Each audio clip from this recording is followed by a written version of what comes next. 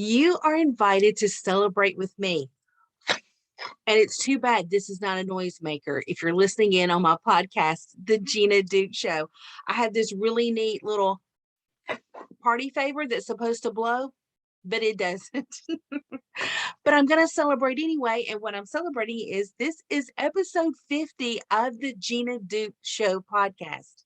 So I'm so excited. Whether you're with me by YouTube or you're listening in on my podcast, welcome to this episode number 50. And guess what? It is an order episode. Now, you know how much I like order. It is one of the pillars of LaFoy, a lifestyle of faith and order and influence.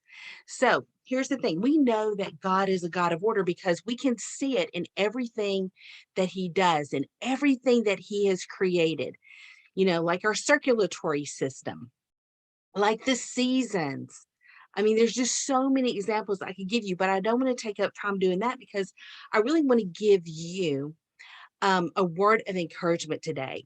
So if you are on a new journey, and this is the end of the first month of 2022, and I don't know how you're doing with your goals that you set for this year, but some of you may be wavering. Some of you may have completely abandoned them, whatever they are. But I want to give you some encouragement, especially if you're in for the long haul and it's something new that you're working on or working toward. And it could be a lifestyle of being more healthy in the way that you eat and live. It could be that you're going back to school because you want to pick up a new skill for your career.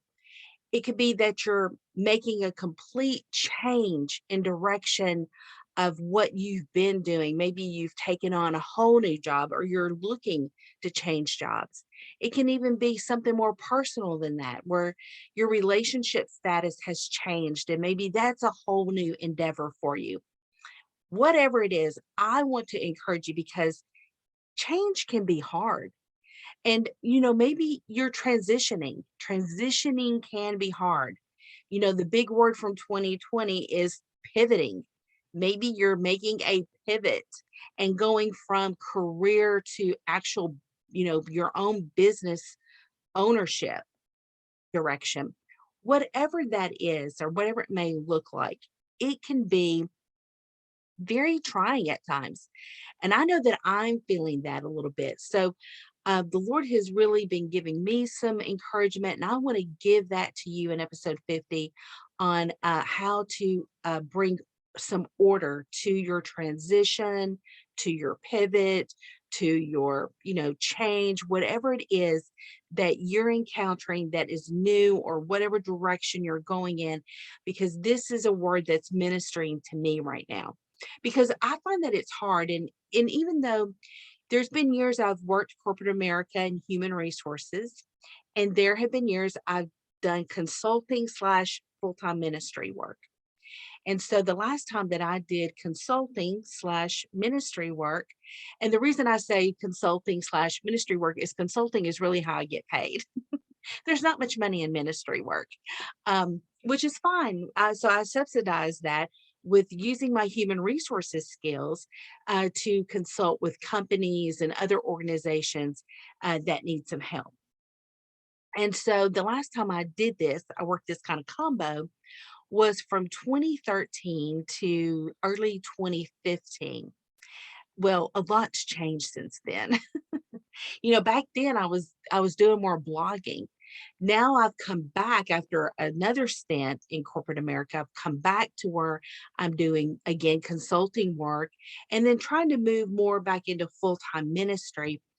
Um, it's different out there. A lot has changed. And even I was speaking with a pastor today and just talking about, do we really even understand yet how COVID has affected how we do church? What paradigm shifts have occurred? What's the new normal?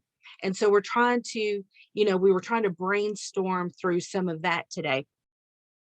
But for me personally, as I'm trying to make this shift again, and now I'm learning podcasting, and I'm posting on social media and I'm trying to do all the things and put my Pinterest pins out there so people can find me, um, it can be discouraging at times. It's all hard work. All the things that we're doing because we're learning new things. And so if you're going back to school and you're learning new things, hopefully, I remember when I went back to school years ago and I had this dreaded statistics class. But Lord, I made it through. And I pray you do too on any of difficult classes that you may come across if you're going back to school. But regardless of whatever it is, that sometimes we can go through these seasons where we just get so discouraged. And I have kind of been in that funk here lately. Well, actually, I bounced, to be honest. I bounced back and forth from being really excited about the new things that I'm doing to being really unexcited by them. And I have to be encouraged. And the Lord has to continually encourage me right now. And it really makes me think about, if I were to use a biblical example, I really like the story about, again, the Hebrew children coming up out of bondage from the Egyptians' control. And they're going to the promised land, which is pretty cool, going to the promised land. We're all like that in some way. We've got this ideal place that we want to get to, either in life or in leadership, and that we're all working toward. And so I want to give you a couple warnings, because again, I can go this way, and if I can go this way, I know that maybe possibly you too, Phyllis, could go this way. When the things get tough, or the days get long, or it seems like there's silence, and especially if you're feeling like, I think we all want to be in step with God's Spirit, and so sometimes we think we're following along with the Lord, but then it gets hard, and we're like, well, here, let's talk about the first one. The first thing that I want to caution you against is don't revert back to your comfort zone. And this is really what the children of Israel tried to do. So when Moses got them out of Egypt, and the first few obstacles of water and food came up, which are serious things, they're no light subject matters. And they would get upset and they would be mad at Moses, and they'd be like, why did you bring us out here to die? You could have just left us back in Egypt, where we basically sat by bowls of food, which was not true. And I'm paraphrasing, so keep that in mind. This is around Exodus. Well, it's all through Exodus. But they're basically, every time there was a little snafu, and I can be so reactive like this. Can you? Maybe you can too, but I can be so reactive to this, like this. I start to see myself in God's story, in biblical stories. And because years ago, when I first read this and how they were like, we would have been better off if you left us in Egypt. I'm like, really? In bondage? You would have been better off than going to the promised land? But we get like that. And I would think, this is so silly of them. But I was young and dumb. And now that I've lived a little bit and I've been through some things and I've been through some difficult things, and even like right now, when things get so kind of tough to me, because learning new tech and all those things, um, there are days I'm so tempted just to quit and go back. I mean, do you know how easily I could just go back and get a corporate job? But I can't be like the Egyptians. I can't have that mindset. I can't revert back to my comfort zone. That was their comfort zone. That's what they knew, and it was their comfort zone, even though they were crying out to the Lord to save them. And he sent Moses. Again, they're going to the promised land, but things get hard. They so easily would be like, well, let's just go back to Egypt. And I see this a lot anytime that I've been in human resources and I've promoted people from a supervisor role to a manager role. Sometimes when things get really tough, they want to revert back to doing the supervisor stuff. But no, that's not your role anymore. Your role now is to manage this department, not just supervise the people, but to manage this whole area that you have responsibility for. And that's different. And so not everybody can make it over that hump, can make that transition. And so as we proceed, excuse me, as we proceed through our growth pattern, because this is we're growing, we're learning, we're headed toward, what God's got in store for us. When we have these difficult days, we got to make sure that we're not reverting back to what's comfortable, um, and staying there, because that's not where God's wanting to lead us. The other thing, when you think about the story of, and this is very similar to, um, when the children are stationed at Mount Horeb, or we call it also Mount Sinai, and Moses goes up, and this is where he's getting the Ten Commandments, and he's been gone for a while. Sometimes we feel like, okay, we're just hanging out here in limbo. And I have felt that way a little bit even today. I think I'm out here in limbo, and I hate that. Like, don't we just want to get to where we're supposed to be? Like, why do I have to go to college? Why can't I just have this awesome career? Do you remember those days? I do. It's like, I just want to go get a job. Um, but here Moses had been up there for a while, and they're basically telling Aaron, they're like, hey, this dude Moses, we don't know where he's gone or if he's even coming back. So can you make us a golden calf, and we'll just worship it? And again, I think, how crazy is that? How crazy is that? God has been leading them. He's been providing the food. He's been doing all the things, and it gets quiet for a minute, and the people start feeling quite, they're questioning things, and all of a sudden they're like, we'll just settle for a golden calf. And I think I'm like that too. Again, it's very similar. Like, I will settle for what's familiar. And those people would have been very familiar with golden statues and, those fake false gods that were never going to speak to them, that was never going to hear their cry, that was never going to do anything for them. But sometimes we can settle for what's familiar. And that is, that's a big deal. That's really a big deal, because if you think about it, especially if you feel God led, that God's leading you to this promised land, He's leading you to this particular place, and you just decide to settle for what's familiar. See, and I could do that so easily, because it's easy. It's easy just to settle for a golden calf when God's got so much more. When we feel like we are in a moment, we're in a moment of silence from the Lord. The Lord's not speaking to us and hasn't spoken to us for a while. And it kind of gets quiet. Like, we're like, are you still here with me? And then it's like, okay, well, I'll just settle for a golden calf. No, we can't do that. We can't revert back to our comfort zones and just go backward. And we shouldn't settle for what is familiar, because that's a forsaking of what God's got planned. And what He has planned is just so awesome. We just can't always see it. Okay. So let's make sure that we don't do those things, that we don't settle and we don't revert back.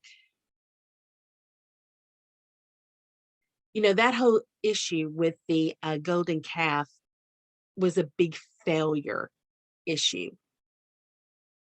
And sometimes we can have those moments of failure and still move on. And I know there are days, like for me too, where I feel like I didn't do something to the best of my ability. Like, it didn't really come out like I wanted it to come out, as I'm making my way of doing the things that I feel like the Lord is calling me to do. And I'll feel like it's just this huge failure. Well, even with the children of Israel, in that moment with the golden calf, they had this huge failure, but God was still carrying them on. So don't let any kind of failure just completely trip you up. As a matter of fact, what I felt like the Lord was saying to me, my husband and I, we went to San Antonio a couple of weekends ago just for a getaway. And I had been really kind of beating myself up. And maybe sometimes you do this too, where you just feel like things aren't going as well. You're not being as successful as you want to be. And you'll start beating yourself up. And I felt like the Lord was saying to me, this is not a moment for you just to throw up your hands and quit. No, what I felt in my spirit, I'm going to share this with you, is I felt like he was really saying instead, hone in, hone in on that thing that you don't feel like you're doing well, like up your game, improve your skill set. And a lot of that comes along our leadership journeys. Like if we feel like we've really messed something up in our leadership role, like at work or something, it's an opportunity or an invitation to hone in on whatever that is that we feel like is a weak area for us. Or maybe it was a blind spot that we didn't even know was an issue. And all of a sudden it's revealed because you make this mistake or miscalculation or whatnot. And then you realize, okay, this is an area I really need to hone in on. I need to make a serious improvement upon. I need to put some extra attention and focus on. I need to build up my acumen in that area. And so that is something that I want to encourage you. I want to give that word that the Lord has imparted to me. I want to share that with you, that when you have these failures, or you feel like you're just not making the progress you want, to really start honing in. It's not the time to throw your hands up and just quit. It is an invitation to hone in. Now, the other thing that I want to say to you is after this happened with the golden calf, they stay there at the, Mount Horeb and whatnot, and they build the tabernacle, and then the Lord gives them instructions like to Aaron on the priest, so they're sporting new duds. It had to be a really exciting time. And then he's given them all these specific, the sacrificial system, when to make certain sacrifices, never let the fire go out, keep that fire going. I know those guys, Aaron's kids, his sons, were probably like, yes, we're going to keep this fire going. Like it was quite an exciting time. They call this the period of organization. So before God takes his children, the Israelites, the Hebrew children, into the promised land, they go through this period of organization where he's showing them how he wants to be worshiped at the tabernacle, the sacrificial system.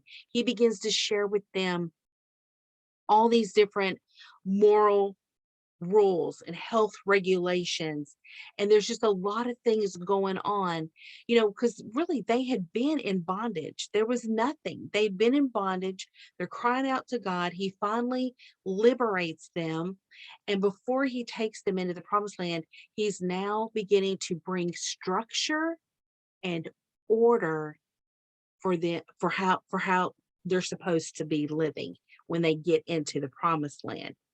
And it's important. He couldn't have done it after they got the promised land, because once they get into that promised land, they're going to be so excited. They're going to start building their homes and planting their gardens and, setting up their shops and living and doing things they've never really been able to do, certainly when they weren't in bondage, definitely while they were wandering in the wilderness. But now they're going to be in this place. Well, if you don't get this period of organization down, all the order, all the structure, he was never going to be able to define that for them after they got into the promised land. And then what would have happened was they'd been just like anybody else, just living according to their own ways, never having any real idea of how God wanted them to live. And so this is a very important time for us. Think about think about like if you decided to take your kids to Six Flags anywhere, and you wait until you get inside to try to tell them, okay, here's the rules I want you to follow today. They're gone. Their minds are already on a ride. They're not paying attention. It's on the days prior to going to Six Flags or on the car trip that you're going, okay, here's the rules. Don't do this. Make sure you do this. Here's the time we're going to meet back for lunch or whatever it is. You had to set all that in order, because once they got to the promised land, he would have never been able to bring this kind of structure and order. So sometimes before we get to our promised place, our destination, or hit our goal, there's a time for a period of organization, and we've got to make the most of that.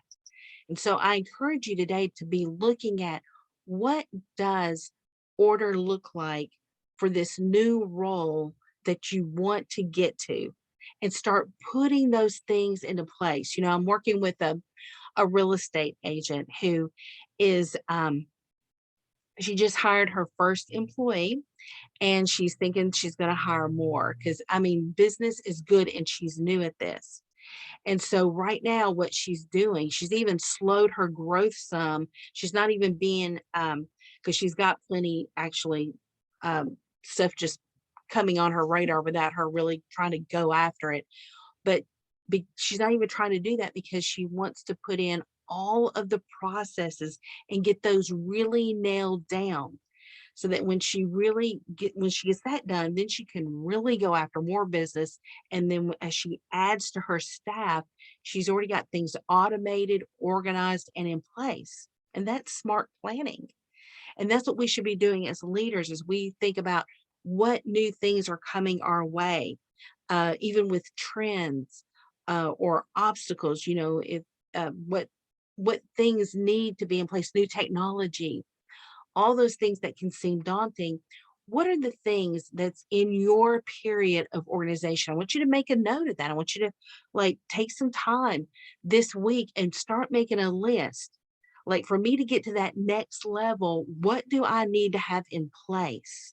What do I need to have organized so that I can hit my goal? And then, because here's the thing, once I get back, and for me, when I get back to doing more see, right now, my period of organization is learning how to podcast, do all these things. I'm redoing my website, which that's been very time consuming, and I'm so excited. I cannot wait. I'll let you know when it's ready to go. It's still, if you went to ginaduke.com, it's all the things related that I was doing back in 2013 to 2015. Well, from 2012 to 2015, because I started blogging in 2012. Well, I had been giving blog posts and stuff, but all the pages are kind of outdated from what I do now. And so I'm that's kind of where I'm at. I'm in all of this period of organizing.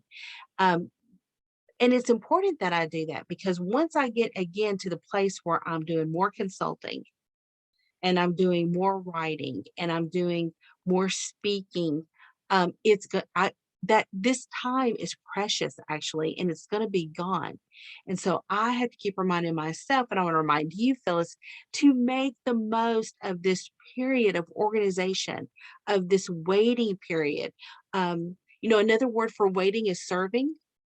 When you're at a restaurant, you have a waiter, but you also have, it's a server. And so waiting is a period of activity that we are preparing for this next level of living, whether it's life or leadership. So I encourage you today, with those things. Again, to recap, don't revert back to your comfort zone. Don't settle for what's familiar. Whenever you have a failure or you fall short, remember to hone in, and then remember to make the most of this period of organization for your next level. It will pay off. You'll be glad that you did. I'm reminding you, because this is how I'm reminding myself, that these things are important. So again, I'm so excited for you to be here with me on episode 50 of the Gina Duke Show. If you would love to give me a gift for this, I would love to get up to 50 reviews on my podcast. Reviews helps people find me easier, especially on iTunes, and they can actually tell and kind of gauge how many people are listening to my podcast. I've got started this the last quarter of 2021. I'm about to hit 4,000 downloads, but I would love to have more reviews of my podcast. So please, please gift me with that. Encourage me. I would greatly appreciate it. And thank you again for hanging in with me on these 50 episodes. If you know other faith-fueled female leaders, please share my podcast with them, the Gina Duke Show, so that I encourage more women on their leadership journey.